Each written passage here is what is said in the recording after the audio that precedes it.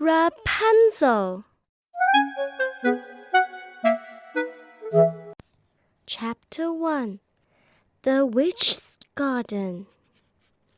Mr. and Mrs. Rose lived in a small house that looked onto a beautiful garden, a garden they never dared enter, because it belonged to a wicked and powerful witch. "There she is! Hide!" Mrs. Rose would sit by her window and gazed at the garden for hours. But lately, she had spent a lot of time thinking about food. "Today, I'd like chocolate pudding stuffed with spinach," she decided, "and minced frog." Mr. Rose wasn't surprised. "Ever since you've been pregnant," he said, "you've wanted to eat the oldest things." "Or perhaps," Mrs. Rose went on, "I'll have bananas, Brussels sprouts, and toothpaste." "Oh, yes, that would be lovely." "Are you sure?" asked Mr. Rose. "Yes," Mrs. Rose replied, "I am, although I still think something might be missing." "Worms?" Mr. Rose suggested. "Or maybe you'd like some crushed ants on top?" "Wait a moment," Mrs. Rose cried, pointing to the witch's garden. "That's it." "What is?" "That vegetable. Oh, it looks so green and juicy. I must have it." Mr. Rose looked. "Well, you can't have it," he said. "I am not going in that garden. The witch would eat me alive." "If I don't have that plant, I'll die," said Mrs. Rose, and she began to cry.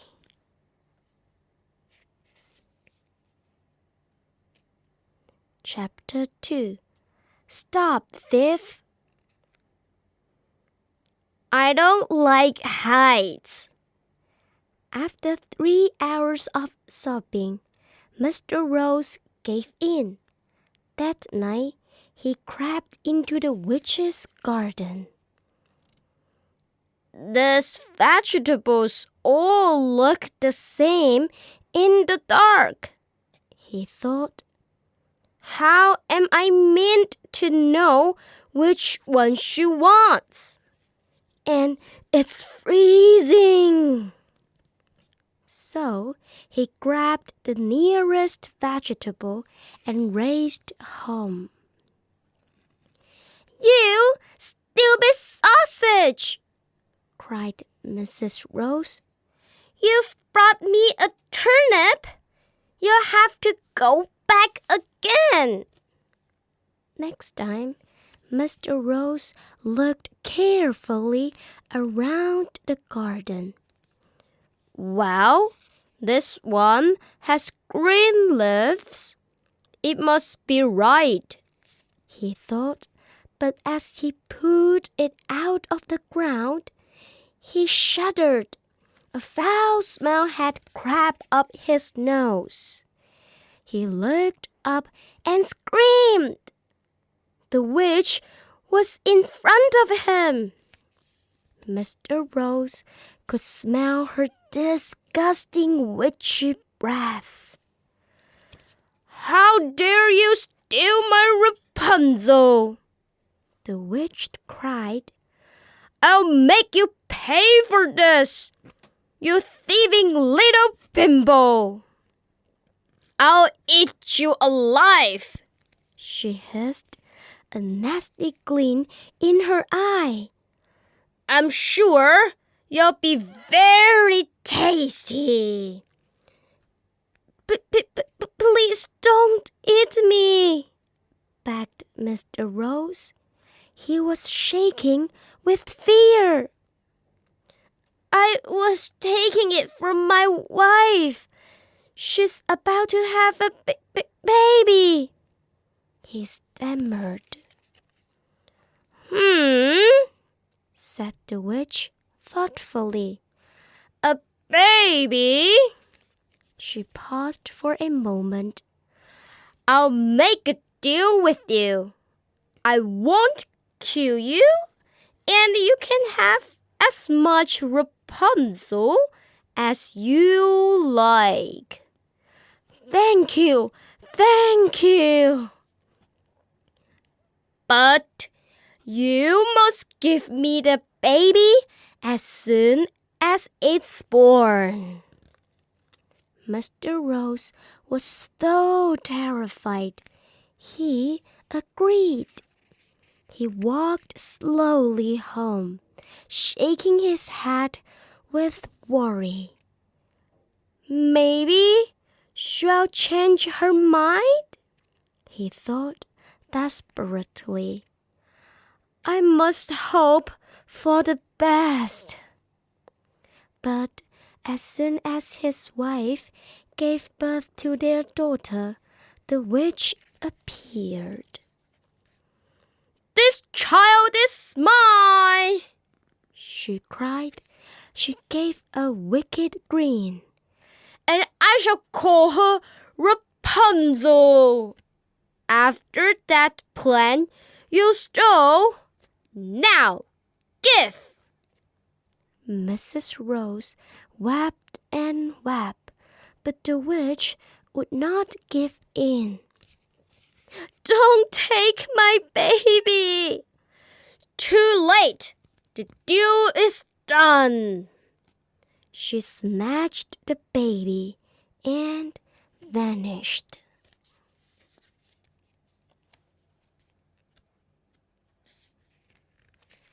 Chapter 3. The Tower. Get me 10 slugs for my spell. Rapunzel lived with the witch for 11 years. She was treated like a slave. The older she grew, the more beautiful Rapunzel became. She had blue eyes and long golden hair. It flowed from the top of her head, down her back, past her feet, and all along the ground. Rapunzel's getting too pretty, thought the witch. I'll have to lock her away. I don't want any young man running off with her. On the morning of Rapunzel's 12th birthday, the witch woke her early. I have a lovely surprise for you, she said. We're going to the forest for a picnic. The forest was deep and dark. It didn't seem a good choice for a picnic. In the very middle of the forest stood a tower. I don't like it here, Rapunzel said with a shudder. Get used to it, crackled the witch, because this is your new home. The witch cast a spell, and Rapunzel found herself in a small room at the very top of the tower. "Let me out! I can't live here!" cried Rapunzel.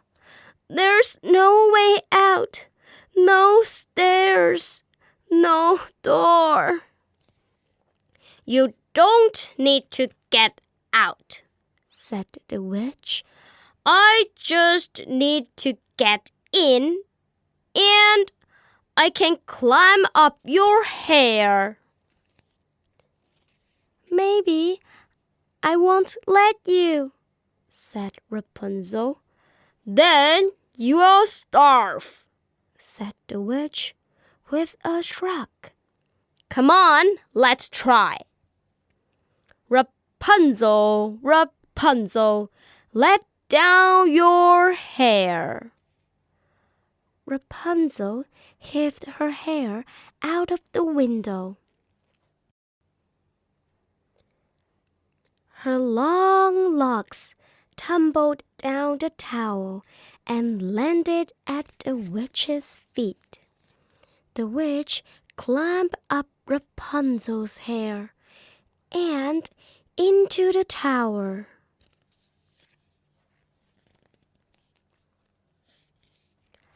Chapter 4. Prince Hans. "I am so bored."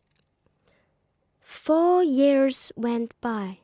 Rapunzel never saw anyone except the old witch, and no one in the world knew where Rapunzel was until one day.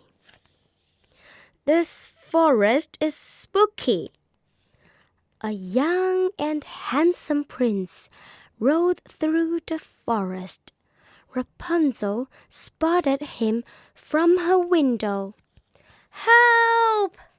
she cried as loudly as she could. "Please help me!" The prince looked up, astonished. "Don't worry," he called. "I'll save you." Spurring on his horse, he galloped to the tower. "Prince Hans to the rescue," he called. He rode around the tower 3 times. I can't find the door," he said. "There is no door," Rapunzel told him. "This is a magic tower.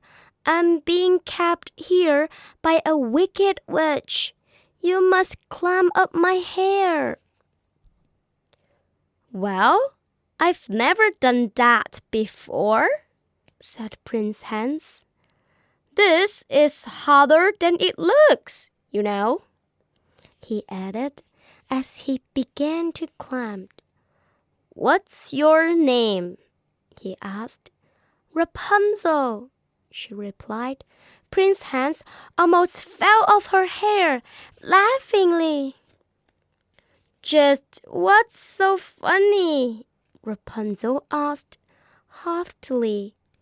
"You've got the same name as a vegetable," said Prince Hans, still chuckling.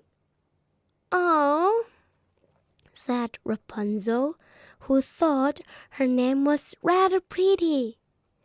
"Perhaps I am too funny to rescue?" "Not at all," said Prince Hans as he reached the top of the tower. "But how am I going to save you?" "You are the prince," said Rapunzel. "You think of something."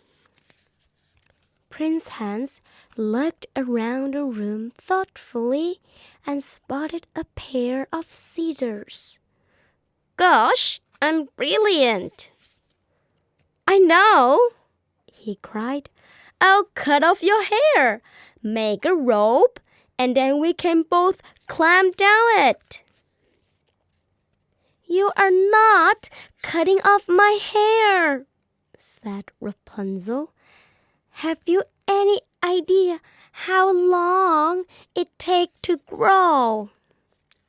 "Fine," replied Prince Hans, "but you'll have to come up with a better idea, or your hair gets it." Rapunzel thought quickly. "Visit me every night and bring a bag of silk with you. I'll weave a ladder from it." "But that'll take ages," said Prince Hans. Rapunzel frowned at him. "Which isn't a problem," he added quickly. After that, the prince came every evening. He told Rapunzel about his kingdom. "I lived in a beautiful castle," he said. "There are courtyards full of fountains and flowers, and turrets that touch the sky." Rapunzel longed to go there. Chapter 5. The Witch's Trick. As the weeks passed, Rapunzel's ladder grew longer and longer. "Only one more week and I'll be free," she thought to herself one morning. "Rapunzel!" the witch called from outside. "Rapunzel, let down your hair. I have some food for you." As the witch climbed up, she pulled and tugged painfully on Rapunzel's hair. "Oh!" cried Rapunzel. "Why do you always tug so much? Prince Hans never hurts me when he climbs." "What? Prince Hans?" shouted the witch. "Who is Prince Hans, you wicked girl? I thought I'd shut you away from the world, but you've tricked me." The witch leapt into the tower and quickly grabbed a pair of scissors. She hacked away at Rapunzel's hair until it lay in a heap on the floor. "I haven't finished," cried the witch. With a powerful spell, she cast Rapunzel into the desert. Then the witch waited for the prince, a sly smile on her wrinkled face. "Rapunzel, Rapunzel, let down your hair." That night, Prince Hans called out to Rapunzel as usual. Her hair came shimmering down. But when the prince reached the top of the tower, he gasped in shock. An ugly old crone stood in her place. "Where's Rapunzel?" he demanded. "Rapunzel's gone," said the witch with a sinister laugh. "You'll never see her again." Then the witch leaned out of the tower and kissed Prince Hans with her slimy lips. "Yuck!" cried the prince. It was a magic kiss. Suddenly, the prince's hands were covered in slime. He lost his grip and fell to the ground like a stone. Prince Hans landed smack in a thorn bush. It saved his life, but the sharp thorns blinded him.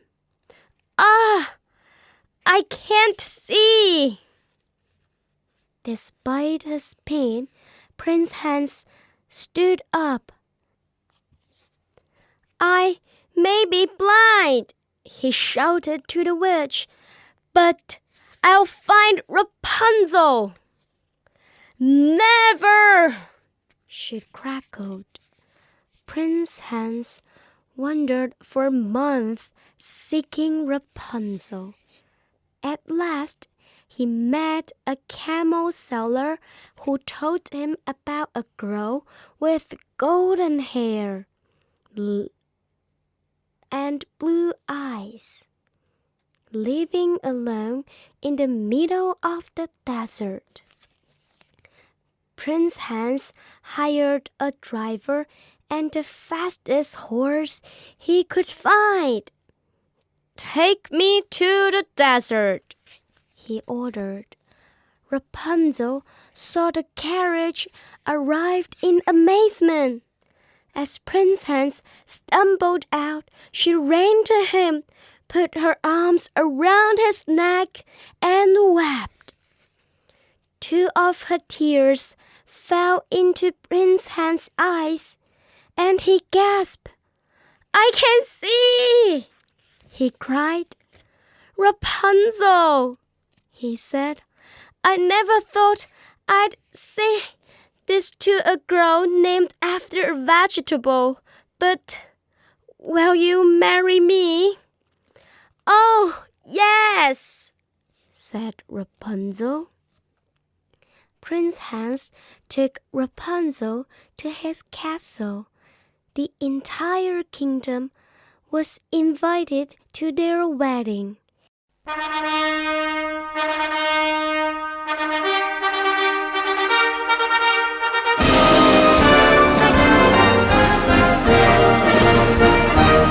Including Mr. and Mrs. Rose. My daughter! Princess Rapunzel and Prince Hans lived happily together for the rest of their lives, and in time had 3 beautiful children: Pumpkin, Lectures, and Sprout.